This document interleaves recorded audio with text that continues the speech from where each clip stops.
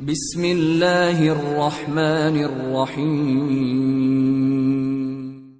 Baldwin, ٹینکرٹ اور دوسرے سالاروں نے گزشتہ شب جو حکمت عملی تیار کی تھی اس کے مطابق اگلے ہی روز صبح انہوں نے اپنے کام کی ابتدا کی۔ ایسٹس اور رینالڈس دونوں کو ان کے حصے کے لشکر کے ساتھ مدخل کے دہانے پر مقرر کر دیا گیا تھا، جبکہ بالڈون، ٹینکرٹ اور باقی سارے سالار کوہستانی سلسلے کے سامنے اپنے لشکر کو استوار کر چکے تھے۔ اس کے بعد بالڈون کے حکم دینے پر اس کے متحدہ لشکر نے اپنی کارروائی کی اور پیش قدمی شروع کی۔ پھر صلیبیوں کا لشکر آگے بڑھا تھا تاکہ آہستہ آہستہ کوہستانی سلسلے کے اوپر چڑھ کر مسکن کے اندر جو مسلمانوں کی قوت ہے اسے اپنے ساتھ مصروف کار رکھیں، اور جواب میں ایسٹس اور رینالڈس دونوں کو مسکن میں داخل ہونے کا موقع مل جائے۔ جس وقت انہوں نے یہ کارروائی کی تھی اس وقت عدنان بن ہاشم لشکر کے ایک حصے کے ساتھ اپنے مسکن کے مدخل کے قریب بالکل تیار اور مستعد کھڑا تھا، جبکہ دوسرا عرب سالار فضل بن اسحاق اس وقت کوہستانی سلسلے کے اوپر تھا اور اس کے ہاتھ میں سرخ اور ہری جھنڈیاں تھیں، اور برجوں کے اندر اور بڑی بڑی چٹانوں کے پیچھے جو تیر انداز بیٹھے ہوئے تھے ان سب کی نگاہیں فضل بن اسحاق پر جمی ہوئی تھی، جبکہ لشکر کے اندر جو نوجوان ابھی جنگ میں حصہ لینے کے قابل نہیں تھے اور عورتیں پانی کے مشکیزیں اپنے گلوں میں ڈالے ادھر ادھر بھاگتی پھر رہی تھیں تاکہ ان کا کوئی لشکری پیاسا نہ رہے۔ کچھ چھوٹی عمر کے لڑکے برجوں اور چٹانوں کے پیچھے مزید تیر رکھتے جا رہے تھے۔ تھوڑی دیر تک ایسا ہی سما رہا۔ اس کے بعد اچانک عرب سالار فضل بن اسحاق نے سمندر کے غسیلے رقص کی طرح تکبیریں بلند کرنا شروع کی۔ اس کے تکبیریں بلند کرنے کے جواب میں برجوں کے علاوہ چٹانوں کے پیچھے جو تیر انداز بیٹھے ہوئے تھے وہ کسی عارف کے دل و جان کی تڑپ، کسی سالک کے سفر کی جستجو، جذبوں برے چنگاڑتے طوفانوں کی طرح تکبیریں بلند کرنے لگے تھے۔ پھر اچانک عرب سالار فضل بن اسحاق نے جو سرخ جھنڈی فضا میں بلند کی تو اس سرخ جھنڈی کا فضا میں بلند ہونا تھا کہ روغن نفت میں ڈوبے ہوئے تیر برجوں کے اندر سے اور چٹانوں کے پیچھے سے زین الدین کے تیر اندازوں نے تیر چلانے شروع کیے۔ وہ تیر شعلے برساتے جلتے ہوئے آئے تھے اور جس چیز پر بھی گرتے تھے اسے آگ لگاتے چلے جاتے تھے۔ اس تیر اندازی سے بالڈون کے کئی لشکریوں کے کپڑے جھلس گئے اور کئی کو نقصان پہنچا، جس کے نتیجے میں بالڈون کے لشکر نے پیش قدمی بند کر دی، بلکہ جو ان کے لشکری تھے انہیں اٹھا کر وہ پیچھے ہٹنے پر مجبور ہوئے تھے۔ عین اسی لمحہ کوہستانی سلسلے کے باہر ہی باہر زین الدین بہاروں کے افسانوں، ستاروں کے ترانوں، صوفگن نظاروں کی خوشتابی کی طرح تکبیریں بلند کرتا ہوا نمودار ہوا، اور تاریخ کی رفتار میں مکان کو لامکان، ستاروں کو کہکشاں میں تبدیل کر دینے والی ساگر ساگر بکری موجوں، وقت کے مدار میں ذرے کو صحرا، قطرے کو سمندر کا روپ دینے کے لیے فطرت کی جولان گاہوں میں ہر شے کو تل پلٹ کر دینے والی آندھیوں کی طرح ایسٹس اور رینالڈس پر حملہ آور ہوا تھا۔ جوابی کارروائی کرتے ہوئے ایسٹس اور رینالڈس بھی زین الدین پر ٹوٹ پڑے تھے۔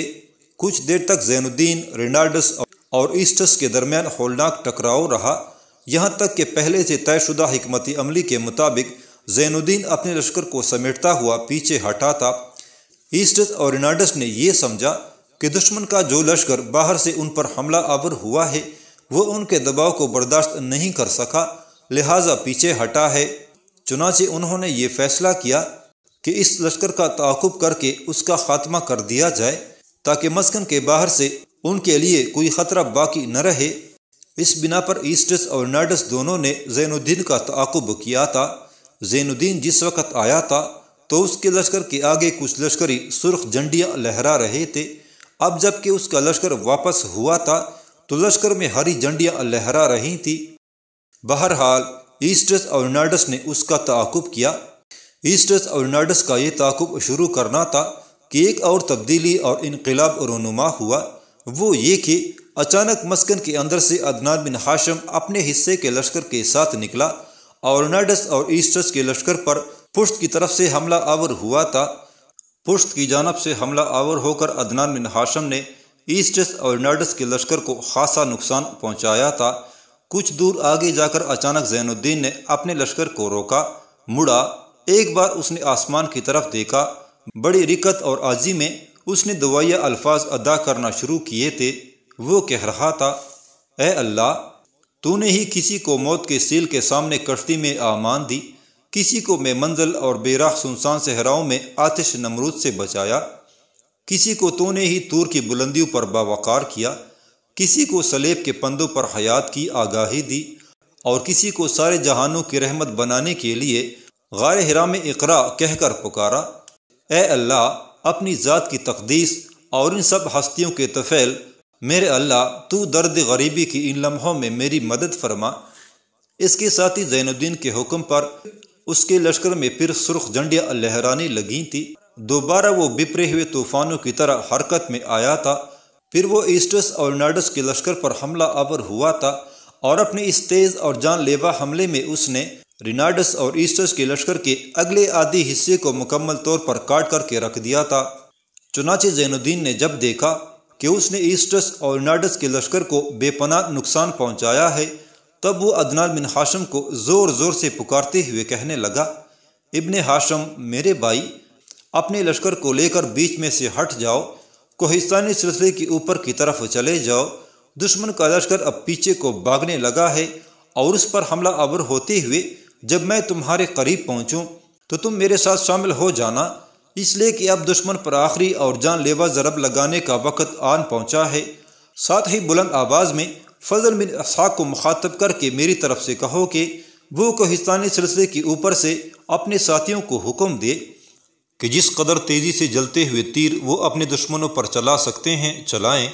موسلا دھار بارش کی طرح جلتے ہوئے تیر ان پر پھینکے،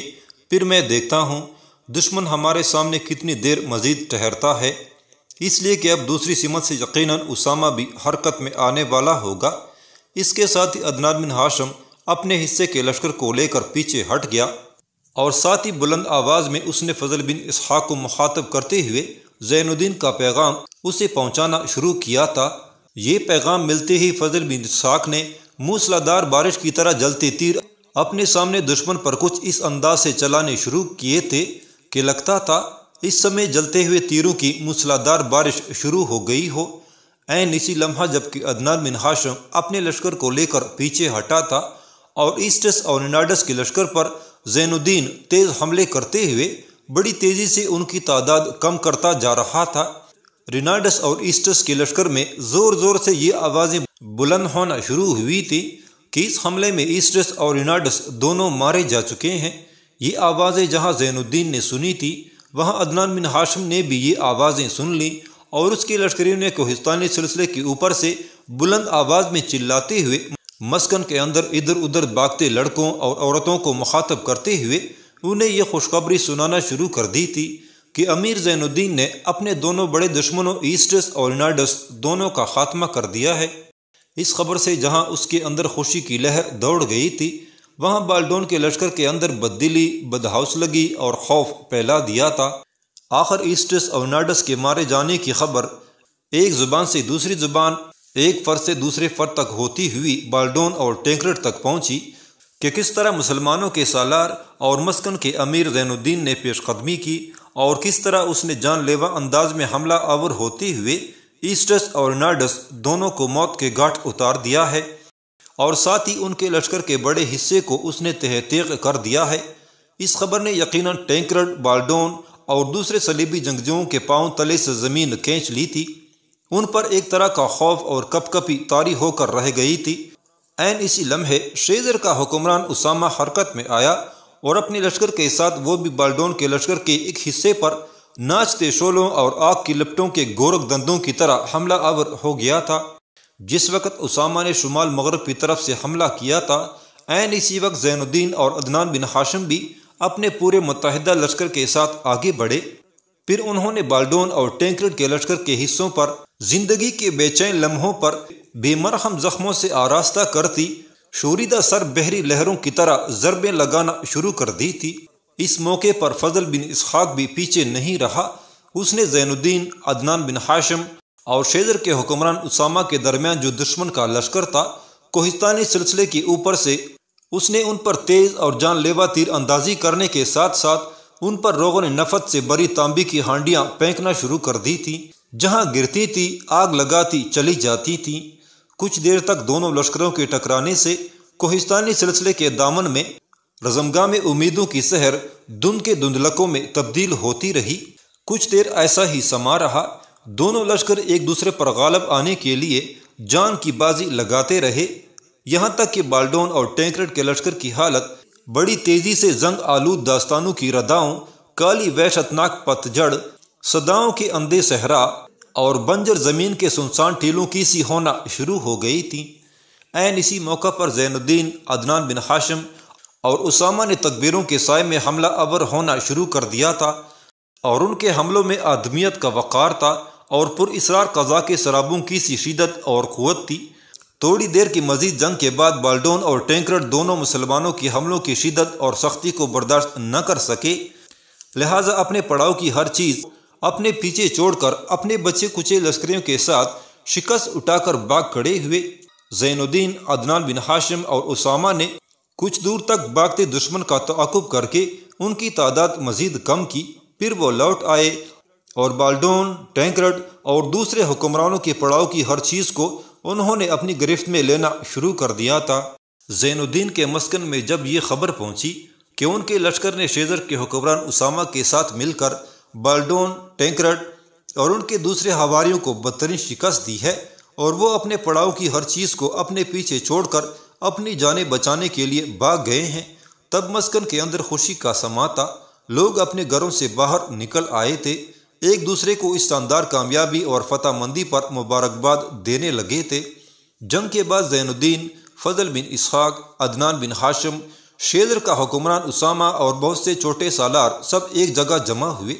اس موقع پر سب خوشی اور طمانینت کا اظہار کر رہے تھے کہ زین الدین نے سب کو مخاطب کر کے کہنا شروع کیا، سب سے پہلے میں آپ لوگوں کو اس شاندار فتح پر مبارکباد پیش کرتا ہوں۔ ہمیں ہر حال میں اپنے خداوند قدوس کا شکر ادا کرنا چاہیے کہ اس نے ہمیں ایسی کامیابی، ایسی فتح مندی عطا کی، حالانکہ دشمن کے لشکر کی تعداد ہم سے بہت زیادہ تھی اور وہ ایک طرح سے چاروں طرف سے سمٹ کر ہم پر چڑھ دوڑا تھا۔ اس کے باوجود خداوند قدوس نے ہمیں ان پر فتح مندی عطا کی۔ یہاں تک کہنے کے بعد زین الدین رکا، لمحہ بھر کے لیے اس کی نگاہیں شیزر کے حاکم اسامہ پر جم گئی، پھر اسامہ کو مخاطب کر کے زین الدین کہنے لگا، اسامہ میرے عزیز بھائی، دشمن اپنے پڑاؤ کی ہر چیز چھوڑ کر بھاگ گیا ہے۔ اس کے لشکر کی تعداد اور حالت ہم نے ایسی کر دی ہے کہ آئندہ اگر انہوں نے ہم پر حملہ آور ہونے کا ارادہ کیا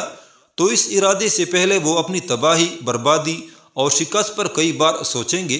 یہاں تک کہنے کے بعد زین الدین رکا، دوبارہ اسامہ کو مخاطب کر کے وہ کہہ رہا تھا،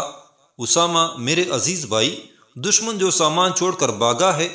وہ سب تمہارے سامنے پڑا ہے، اس میں سے جس قدر تم حاصل کرنا چاہتے ہو اس کی طرف اشارہ کر دو، میں اپنی لشکریوں سے کہتا ہوں وہ علیحدہ کر دیتے ہیں، اور جو سامان تم اپنے شہر شیزر میں منتقل کر سکتے ہو۔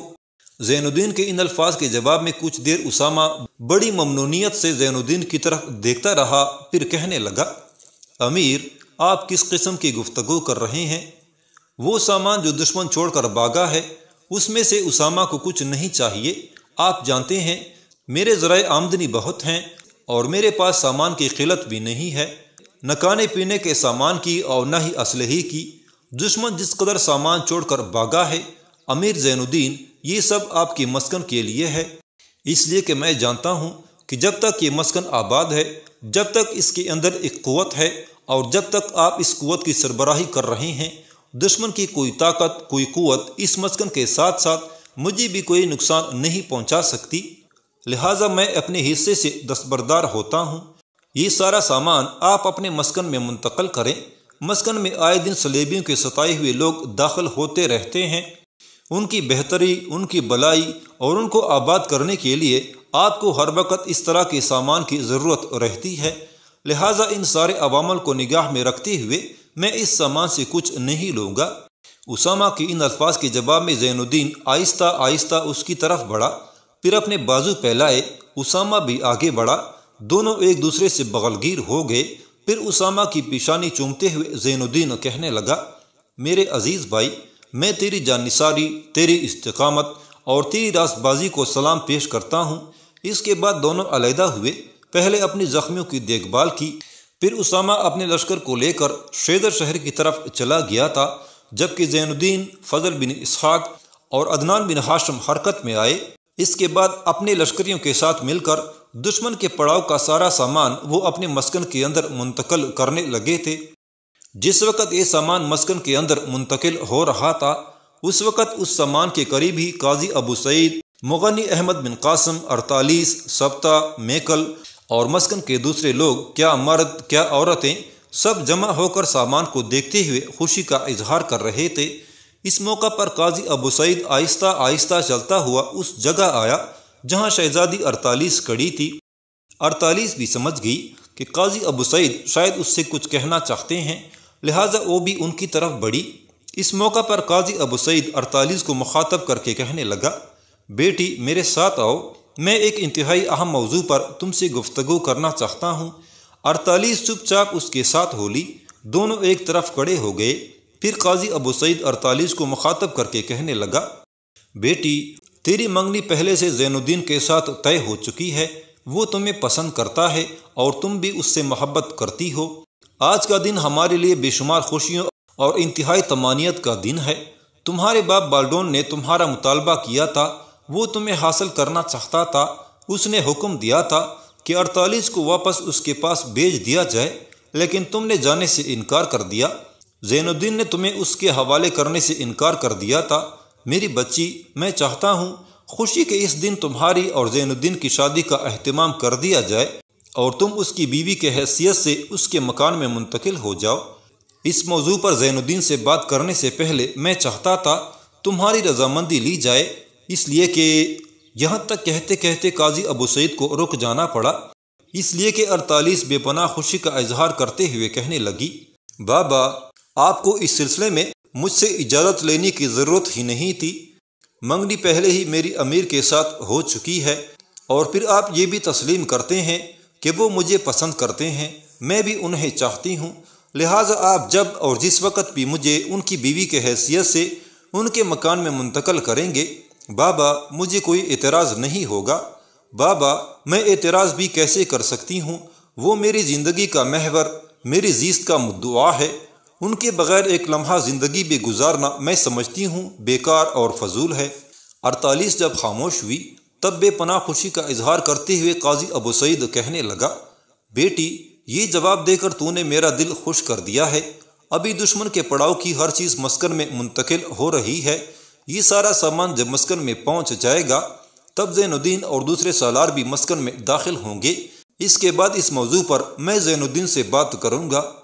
قاضی ابو سعید کے ان الفاظ پر 48 خوش ہو گئی۔ پھر قاضی ابو سعید اور 48 پہلے کی طرح مسکن میں لائے جانے والے سامان کا جائزہ لینے لگے تھے۔ پھر اسی دن اسی سامان کے قریب بیٹھ کر زین الدین اور 48 کا نکاح پڑھا دیا گیا۔ اس کے بعد اس سارے سامان کی تقسیم زین الدین اور 48 دونوں میاں بیوی کی نگرانی میں ہونے لگی تھی۔ زین الدین نے چونکہ رینارڈس اور ایسٹس دونوں کا کام تمام کر کے اپنی قسم پوری کر دی تھی، لہٰذا اس کے مکان میں اس کے اور 48 کے لیے بستروں اور شاندار مسہریوں کا اہتمام کر دیا گیا تھا، اور پھر 48 نے اس کے لیے کپڑوں کے کئی نئے جوڑے بھی بنا دیے تھے۔ وہ بے حد خوش تھی کہ اس کے شوہر کی قسم پوری ہو چکی ہے اور اس نے مسلمانوں پر مظالم کرنے والے رینارڈس اور ایسٹس دونوں کا خاتمہ کر دیا ہے۔ ایک روز دوپہر کے وقت کھانا کھانے کے بعد زین الدین، 48، احمد بن قاسم اور بدر الدین چاروں بیٹھے باہم گفتگو کر رہے تھے کہ دروازے پر کھٹکا ہوا۔ اس پر بدر الدین اپنی جگہ پر اٹھ کھڑا ہوا اور کہنے لگا، میں دیکھتا ہوں دستک دینے والا کون ہے۔ چنانچہ بدر الدین بھاگتا ہوا صدر دروازے کی طرف گیا۔ دروازہ جب اس نے کھولا تو باہر ایک نوجوان کھڑا تھا اور بدر الدین کو مخاطب کر کے کہنے لگا، بدر الدین امیر سے کہو سلطان عماد الدین کی طرف سے 2 قاصد آئے ہیں، انہیں قاضی ابو سعید کے ہاں بٹھا دیا گیا ہے۔ فضل بن اسحاق، عدنان بن ہاشم اور کچھ دوسرے سالار بھی وہاں پہنچ چکے ہیں،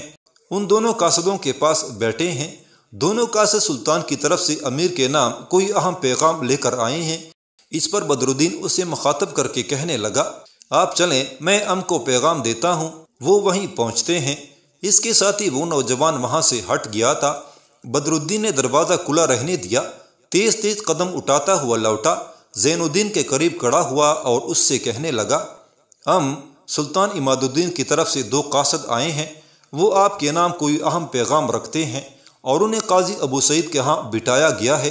جو نوجوان آیا تھا وہ کہہ رہا تھا کہ عدنان بن ہاشم، فضل بن اسحاق اور دوسرے سالار بھی وہاں پہنچ چکے ہیں اور سب ان 2 قاصدوں کے ساتھ بیٹھے ہوئے ہیں اور انہیں آپ کی آمد کا انتظار ہے۔ اس پر زین الدین اپنی جگہ پر اٹھ کھڑا ہوا، احمد بن قاسم بھی اٹھ کھڑا ہوا، یہاں تک کہ 48 کھڑی ہوئی اور زین الدین کو مخاطب کر کے کہنے لگی، آپ یہ لباس اتار دیں، نیا لباس پہن کر جائیں۔ اس پر بڑے پیارے انداز میں زین الدین نے 48 کا گال تپتپایا اور کہنے لگا، 48 میرا لباس صاف ستھرا ہے، اسے تبدیل کرنے کی ضرورت نہیں ہے، میں دیکھتا ہوں سلطان کی طرف سے وہ قاصد کیا پیغام لے کر آئے ہیں۔ اس کے ساتھ ہی زین الدین وہاں سے نکل گیا تھا۔ زین الدین جب قاضی ابو سعید کے ہاں داخل ہوا تو سب کو اس نے سلام کیا، پھر وہ قاضی ابو سعید کے پاس بیٹھ گیا اور قاصدوں کو مخاطب کر کے کہنے لگا، میرے عزیز بھائیو، تم سلطان کی طرف سے میرے لیے کیا پیغام لائے ہو؟ اس پر ایک قاصد بولا اور کہنے لگا،